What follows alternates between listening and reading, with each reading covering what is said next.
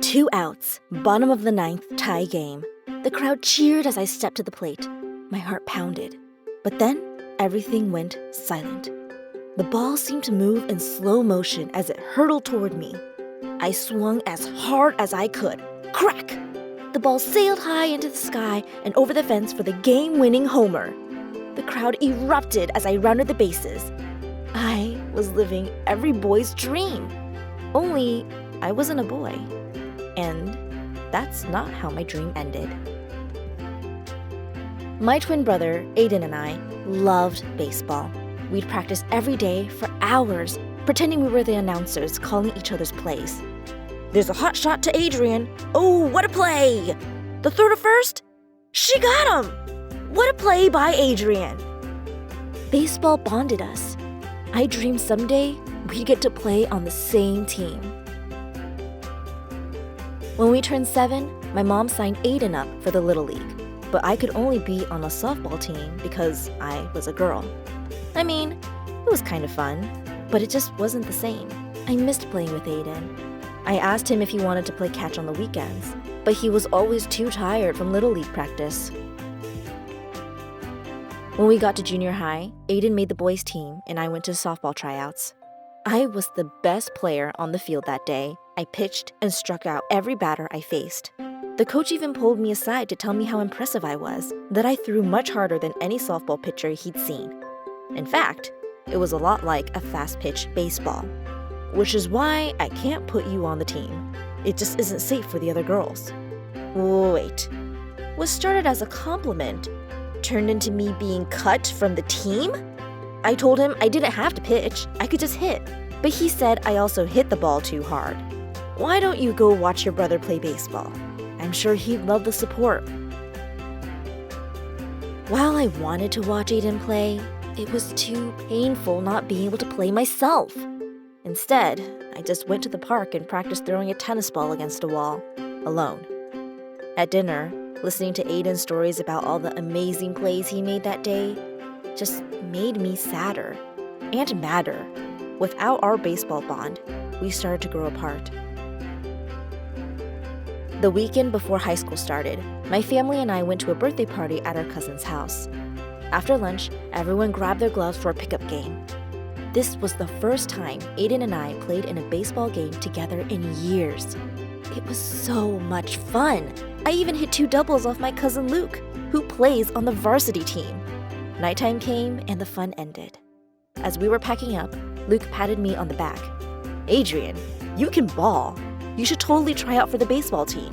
Aiden chuckled, my parents chuckled, even I chuckled. When we got home, I put my glove back in the closet and went to bed. But as I tried to sleep, I couldn't stop thinking about what Luke said. I got up and found my dad in the living room. Dad, I think I want to try out for the baseball team. He chuckled again. This time, I snapped. Stop laughing! It's not funny. You saw me play. I'm just as good as Aiden, if not better. In fact, I'm better than all the guys that played. It's not fair. I stormed off to bed. I always had a bit of a temper, and hitting a baseball was a good way to relieve frustration. Not getting to play only made that worse. The next morning at breakfast, my parents had my favorite blueberry pancakes waiting. My dad apologized for laughing at me. He said he didn't think I was serious. My mom told me that if I really wanted to try out for the team, I could. They were just worried that I wouldn't be able to handle it. Handle it? Please, I'm gonna crush those boys. My dad said, it's not on the field we're worried about. I didn't know what he meant until tryouts. The playing baseball part went well. But instead of the familiar sound of Aiden pretending to broadcast my plays, there were all these other voices. Mean voices. Careful, don't want to chip a fingernail. Girls batting, bring the fielders in. Easy out, everybody. What made it worse? They even brought Aiden into it. Hey, Aiden, you're letting your sister play? Did she invite you to her tea parties? He tried to ignore them, but I could tell it bothered him. Not only was baseball not fun for me, I was ruining it for my brother too. I walked off the field. The boys called out, "That's right, softball tryouts are on the other field. May want to stop by the ladies' room on your way. Your makeup's running." Later that afternoon, I saw Aiden coming down the hall. I thought he'd be so upset with me for ruining his tryout, but instead, he gave me the biggest hug ever. "You did it," he said. "Did what?" "You made the team, Adrian." "What?" He grabbed my hand and led me to the bulletin board where the roster was posted. There it was, Adrian Alvarez. Right below, Aiden Alvarez. I was going to be able to play the game I love with the person I love. Everything was okay. For a moment, I had finally made the team. But the harassment was only beginning. The snide comments, the players patting me on my behind. It started to affect the way I played. Instead of trying to be the best, I found myself doing everything I could to not stand out. I put my hair up under my helmet so I'd blend in with the boys, and just tried to stay quiet. I didn't want to quit, but as the baseball season wore on, I couldn't wait for it to be over. Our season got even longer when we made the playoffs, and suddenly, there I was, standing at home plate with the game tied, bottom of the ninth, 2 outs. As much as I had been trying to blend in, all eyes were on me now. The crowd cheered. My heart pounded. But then, everything went silent. The ball seemed to move in slow motion as it hurled toward me.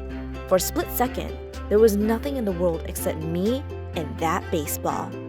Except to me, it wasn't a baseball. It was every dismissive laugh, every harassing comment. It was everyone who ever said I was just a girl and doubted I could get to this place, to this moment. I swung as hard as I could. Crack!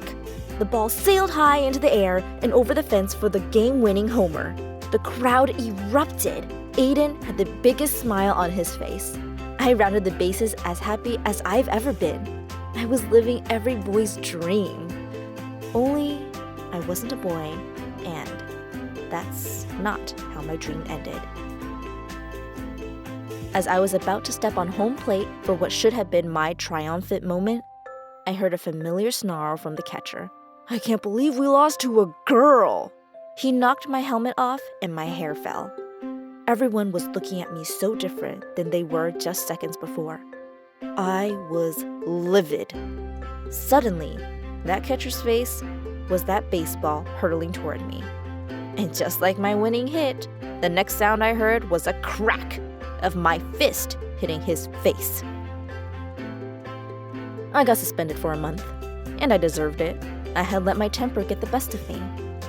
But that time away allowed me to think about how, from that point forward, I wasn't going to let anyone tell me that I couldn't do something because I was a girl, or for any other reason.